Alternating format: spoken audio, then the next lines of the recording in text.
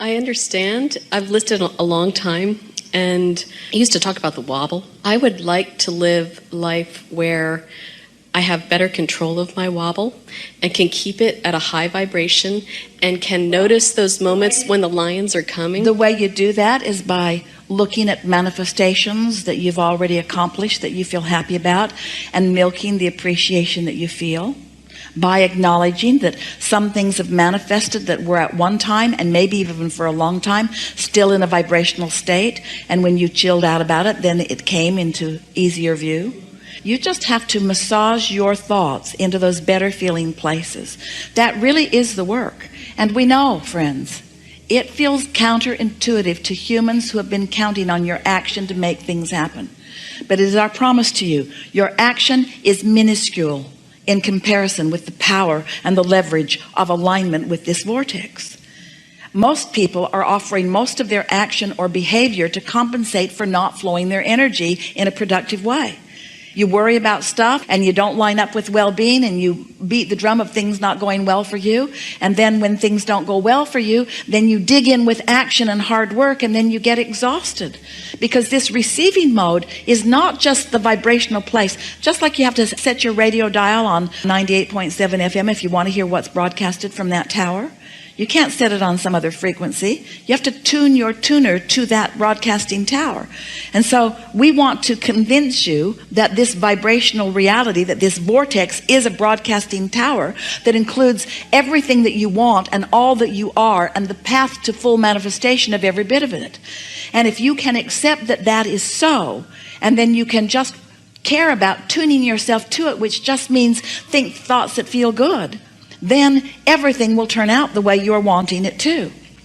Such a nice thing. You could have 5 things, we know you've heard this, that are important to you. There are always more than that, but let's say 5 major things.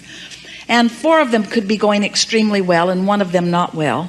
And you as humans mostly think that you better dig into that one that's not going well.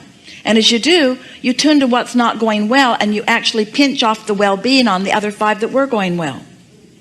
Conversely, you could have only 1 thing that's going well and 5 things that are going awful. And you could focus upon the 1 thing that is going well, set your tone by your attention to that, and the other 5 would fall into alignment, because the receiving mode is the receiving mode. But when you believe that you have to work hard to compensate for inferiority or for past wrong deeds, or when you feel that you have to work hard in order to justify your existence, all of those things are so contrary to what your inner being knows about your readiness and your worthiness that you get crosswise of the energy, and then you do offer more effort, and then you get tired. Where if you're feeling good about yourself and others, if you're looking for positive aspects, if you're counting your blessings, so to speak, looking for reasons to feel good, not having knee-jerk reactions to so many things, then you're in the receiving mode. But the receiving mode is also the replenishing mode. That's where your stamina comes from. That's where your clarity comes from. That's where your vitality comes from. That's where the good ideas come from. But most humans, we love you so much, you know what's coming next. You are reacting to things. So you're looking around, wanting to be objective, and that's a good thing, because you got to sift in order to launch those rockets. But as you're looking around so often, instead of identifying what you want and running with it, you are having a reaction to what you don't want. And when you are reacting to what you don't want, then you're putting more emphasis on that. So you're actually often vibrating more in contrast to what you want than you are in harmony with what you want. Every subject's 2 subjects. What is wanted and the absence of it. So sometimes you're thinking that you're thinking about money when you're really thinking about not having enough of it. Sometimes you're thinking about having or getting or improving a relationship when often you're thinking about the absence of a relationship, or something about the relationship that you've got that you don't want. And so if you don't introduce an understanding into this equation of what your emotions are telling you, then you can't guide your thoughts at those early subtle stages. And if you don't guide them at early subtle stages, then law of attraction is going to carry them into greater and greater momentum, where you believe then that you have to take action, but there's not enough action to compensate for that momentum that's going in opposition to what you want. So what's the answer? Chill out. The answer is be nicer to yourself. The answer is think more thoughts about yourself that feel good and about others too? The answer is, don't work so hard. Give yourself a break. Get more rest. Be nicer to yourself. Do more of the things that feel good to you. That's the way you turn this around. You got to give yourself a break. You cannot demand yourself into alignment. You can't effort yourself into alignment. You've got to release. You've got to let go. You've got to let go of resistance. When you let go of that cork, we promise you it will float, you see. So we've written a few books. And they are significant because they are the pieces that you are looking for. The first book of significance, Ask and It Is Given, in the back of it has 22 processes, each one offered to you to help you to release resistance. Each one offered to just help you release resistance. We don't need to teach you how to goose up your desire. You can't help that. But when you release resistance, then your desires become more dominant, more predominant. You see more evidence of them coming about. We would read the 22 processes in the back of that book if we were standing in your physical shoes. The next book of significance that we wrote for you, it's talking about deliberate creation. It's about focusing, and it's about taking the way you feel and using it as the reason that you think the thoughts you think. It's about taking a thought that doesn't feel very good and either choosing another thought altogether or massaging that thought until it feels better. Then another book that came right on the heels of that is The Astonishing Power of Emotions. And that book teaches you about the emotions that you feel and the value of them. That may be the most significant book that you will ever read. That may be the only book that if we were standing in your physical shoes and went out there and there's a big pile of books that we would want. We would want to understand the emotions that we are feeling. And then we wrote a book called The Vortex. The Vortex that explains to you that everything you want already is. And if you're paying attention to how you feel and maybe using some of the processes that help you to release resistance and focusing deliberately, that you can get into the receptive mode and let everything in that you want. We haven't been offering these words to you just because we think you want to hear some words. We're answering the questions of how do you create your own reality? How do you create your own reality? By having thoughts that you think. The question is, and this is the question that we're really wanting to put to you, to all of you, are the thoughts you think, thoughts that you're thinking because you're the creator of your own experience? Or the thoughts that you think, reactionary thoughts because somebody else is having an experience that you're observing and you're having a knee-jerk reaction to what's going on? Because that's a big question. If you are reacting, then you have no control. You're like a cork bobbing on a raging sea. You have no control at all. So, what would we do? We'd put ourselves in bed tonight and we'd say, I am the creator of my own reality, and I like that. And then we would say to ourselves, and as I sleep tonight, momentum is going to subside because my thoughts are not going to be active, and law of attraction is not going to be reacting to my thoughts. However, law of attraction is going to continue to react to the thoughts of my inner being who never sleeps. So the potential of me waking up in the morning, the probability of me waking up in the morning, and the thoughts of my inner being about everything I want being dominant, very good possibility of that. In fact, it's a slam dunk. It's a sure thing.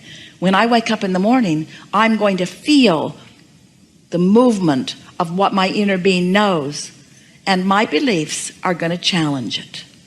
But each time a belief challenges the path that my inner being has laid out for me to the success of joy that I seek, I'll feel some soft negative emotion. And when I feel it, I can adjust my thought right then and there. And if you will do that tomorrow and the next day and the next day and the next day, it won't be 30 days before you will have bridged your beliefs to be more in harmony with what your inner being knows to be. And you're going to have evidence all around you. Evidence all around you of breakthrough after breakthrough. And you know what a breakthrough is? A breakthrough is you breaking through your own resistance. Only two ways to have a breakthrough. Either really get that train going so fast that it doesn't matter what the wall of resistance is, your train's going to break through it. That's hard on you and your train. Or little by little release the resistance so there is no hindrance to who you are and what you're asking for. So now you understand the way creation, deliberate creation works.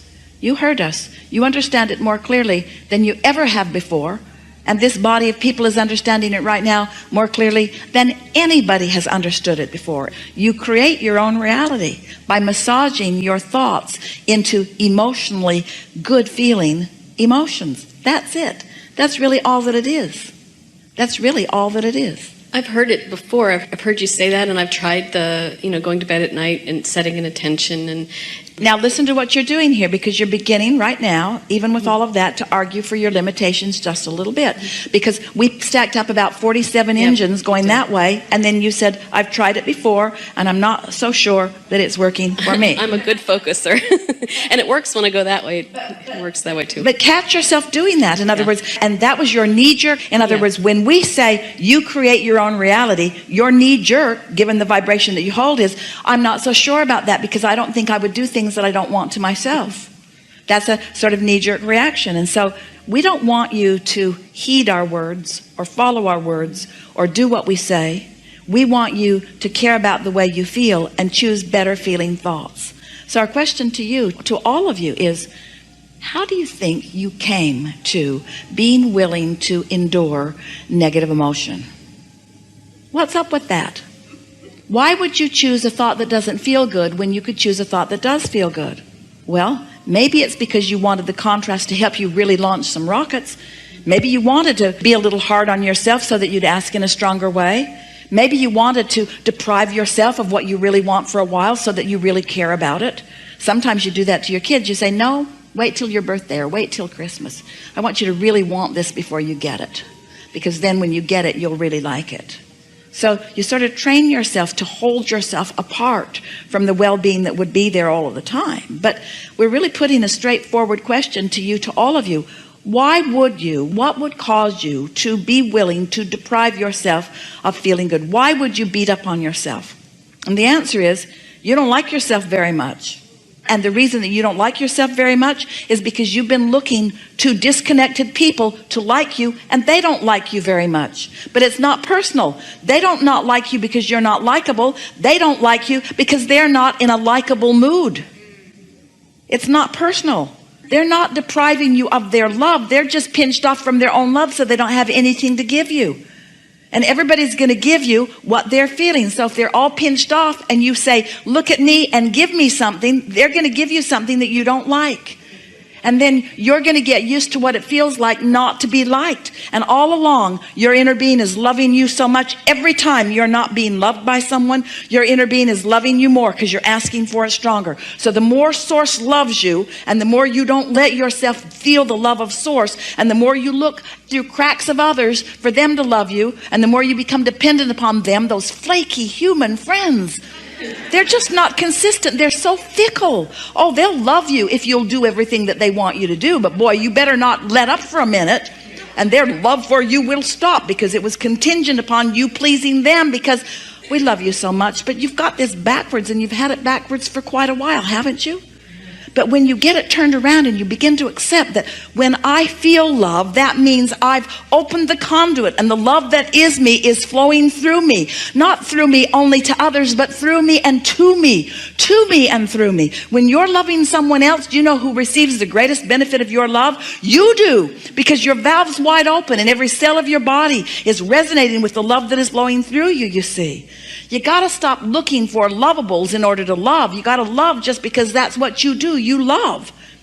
And then when you get in that vibration of love, oh, lovables just show themselves. You've got to talk yourself into feeling good about you. You got to talk yourself into feeling good about the situation. And it's really worth it. It's a big payoff, because when you keep your valve open no matter what, then good just keeps flowing to you. But if you pinch your valve off for some petty little reason that really isn't important, because you've got some beliefs that you've been dragging around that haven't served you that well anyway, then life can be a sort of hard road. Yes? This seems like an exceptionally good time for a segment of refreshment.